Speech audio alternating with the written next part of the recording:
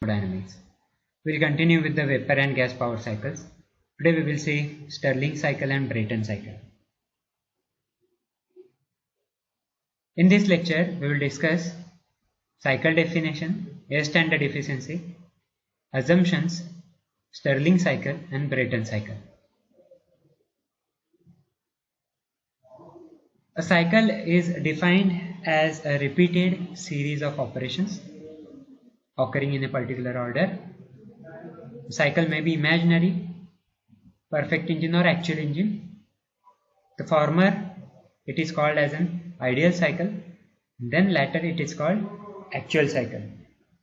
In ideal cycle, all accidental heat losses are prevented and the working substance is assumed to behave like a perfect working substance.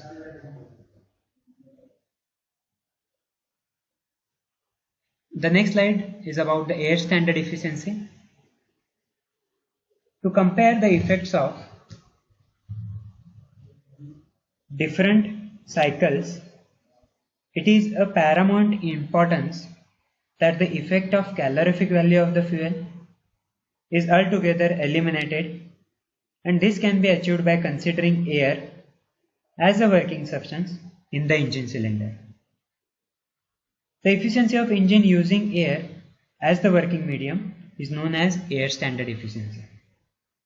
This efficiency is often called as ideal efficiency. The actual efficiency of a cycle is always less than the air standard efficiency of that cycle under ideal conditions. This is taken into account by introducing a new term, that is relative efficiency, which is defined as the ratio of actual thermal efficiency to the air standard efficiency. There are certain assumptions we need to follow.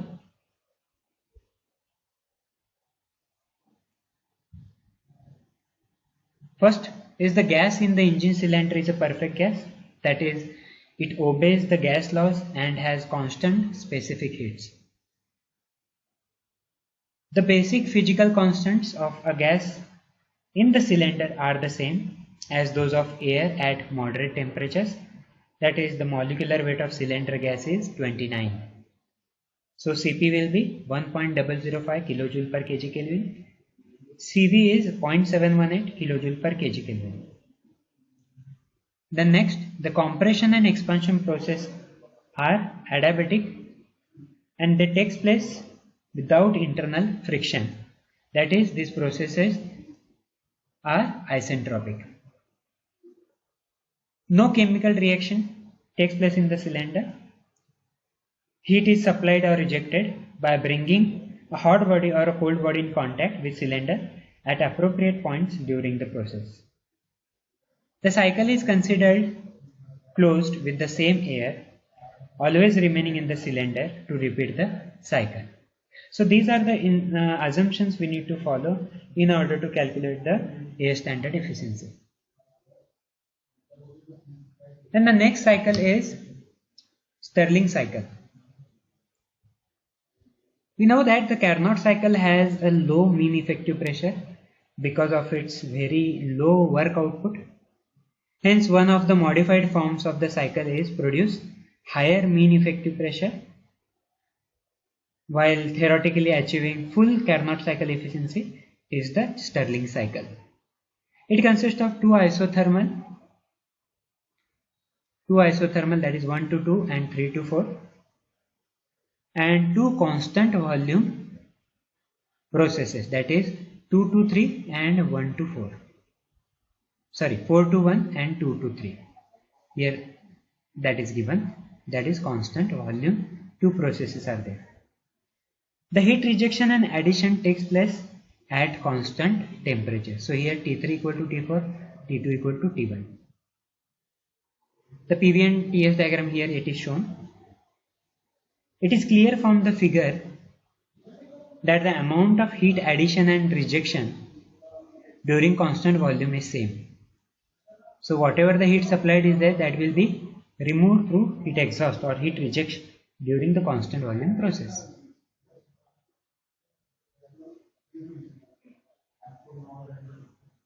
Hence the efficiency of cycle will be Stirling RT3 log to the base E V4 by V3 minus RT1 log E V1 by V2 divided by RT3 log E V4 by V3. So as volume is constant, so V3 equal to V2 and V4 equal to V1. So efficiency of Stirling will be T3 minus T1 divided by T3. What's T3 here? T3 by T1. Here the maximum pressure is T3. Okay, and maximum temperature also. So T3 minus T1 upon T3. Same as Carnot efficiency.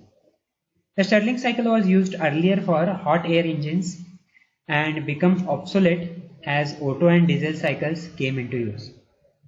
The design of Stirling engine involves a major difficulty in the design and construction of heat exchanger to operate continuously at very high temperatures. However, with the development in metallurgy and intensive research in this type of engine, the Stirling engine has staged a comeback in the practical appearance. In practice, the heat exchanger efficiency cannot be 100%. Hence, the Stirling cycle efficiency will be less than the Carnot efficiency and can be rewritten as here the efficiency RT3 minus T1 log to the base E R, RT3 log to the base E R plus 1 minus epsilon Cv T3 minus T1. And epsilon is nothing but heat exchanger effectiveness that we need to calculate. Okay. So that is about the Stirling cycle. Next cycle is about the Brayton cycle. Brayton cycle is a constant pressure cycle for a perfect gas. It is also called a Joule cycle. The heat transfers are achieved in reversible constant pressure heat exchangers. An ideal gas turbine plant would perform the processes that make up a Brayton cycle. The cycle is shown in figure and is represented by PV and TS diagram.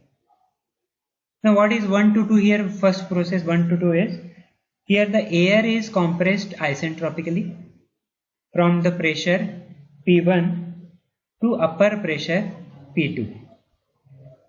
The temperature is rising from T1 to T2 respectively. No heat flow occurs because it is an isentropic process. Now next process is 2 to 3. Heat flows into the system. Here 1 to 2 that is isentropic compression, compressor is there. 2 to 3 is the heat flows into the system increasing the volume here. Increasing the volume 2 to 3 V2 to V3 and temperature from T2 to T3. Pressure remains constant at P2. Heat received will be here mCp T3 minus T2. The next process is 3 to 4. Here the air is expanded isentropically from pressure P2 P3 to P4 P1 and temperature from T3 to T4.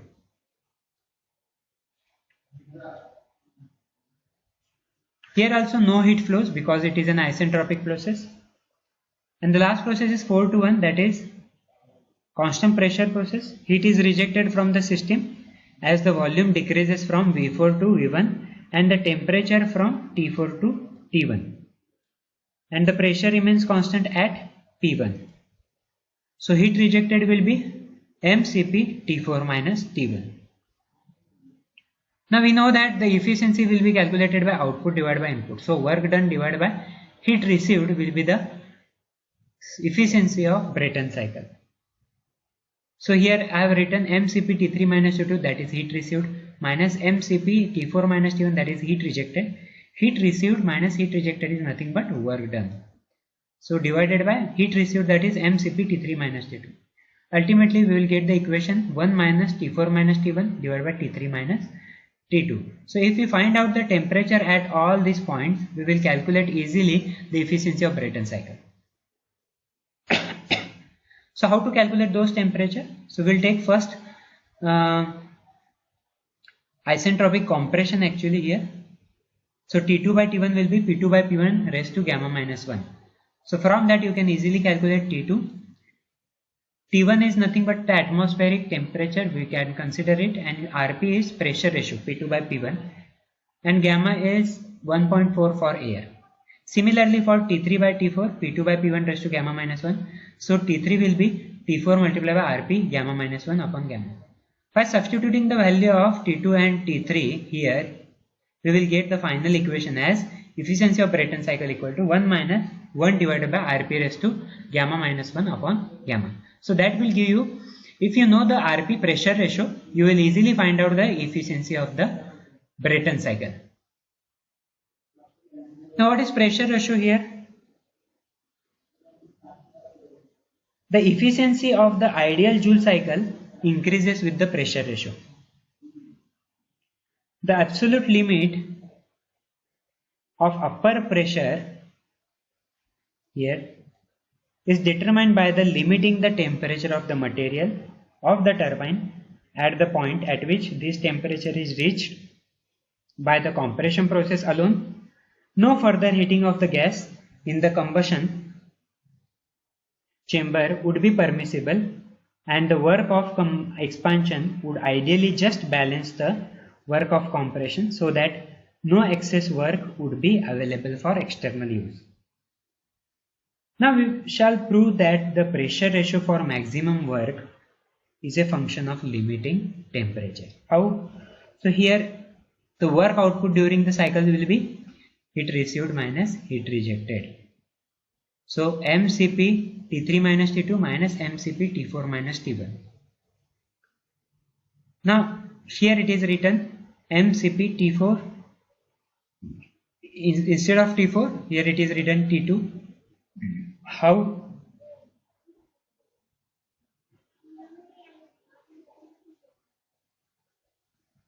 So here that we can write here, instead of T2 here T4 is written, or we can change it accordingly. So we are rewriting this equation as mCp T3 minus T4 minus mCp T2 minus T1. So mCp T3 will be 1 minus T4 by T3, 1 minus T1, we are taking T1 outside, so T2 by T1 minus 1.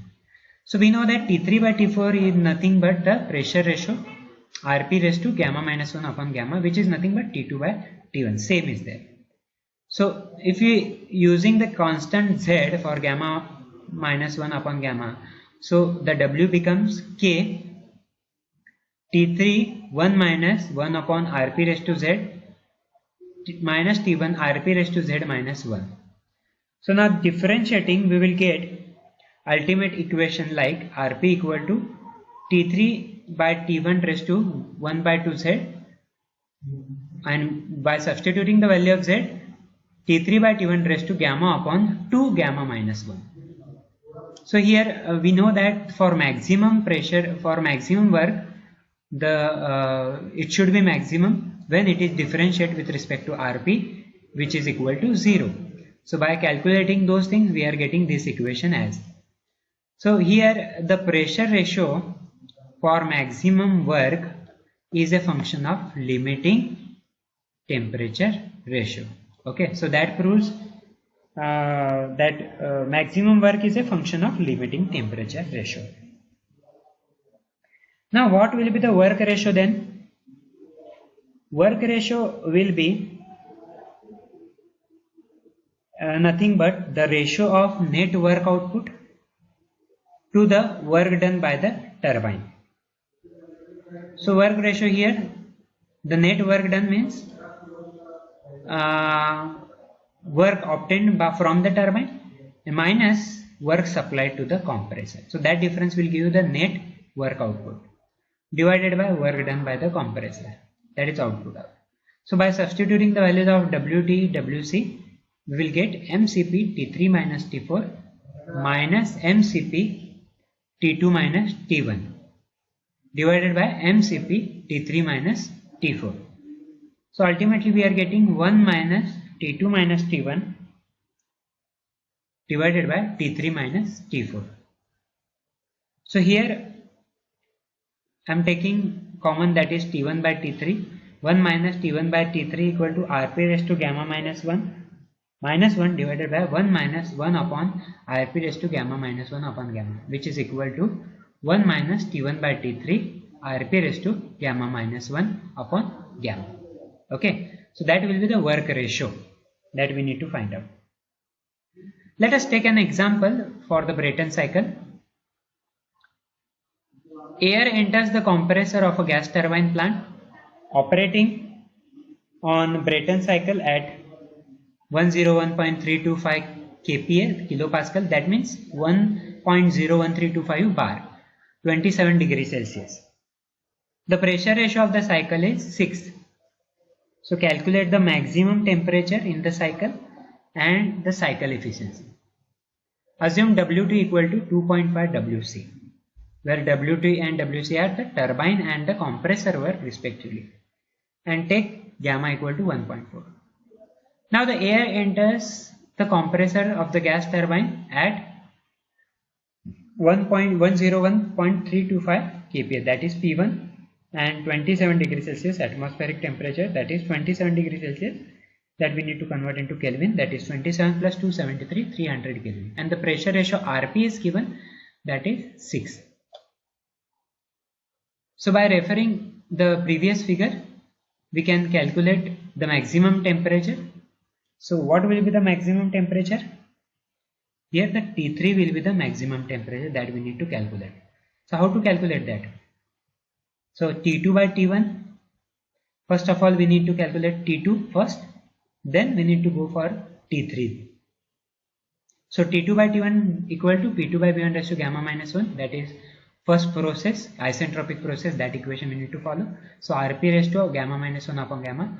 So 6 raised to 1.4 minus 1 upon divided by 1.4, that is coming 1.668. So T2 equal to 1.668 multiplied by T1, it is coming 500.4 Kelvin. Now next, T3 by T4 equal to Rp raised to gamma minus 1 upon gamma. Similarly 6 raised to same value, it is coming T3, T4, and ultimately T4 equal to T3 by 1.668. We don't know T3, and also T4 we don't have value. T2 we have calculated, T1 we have.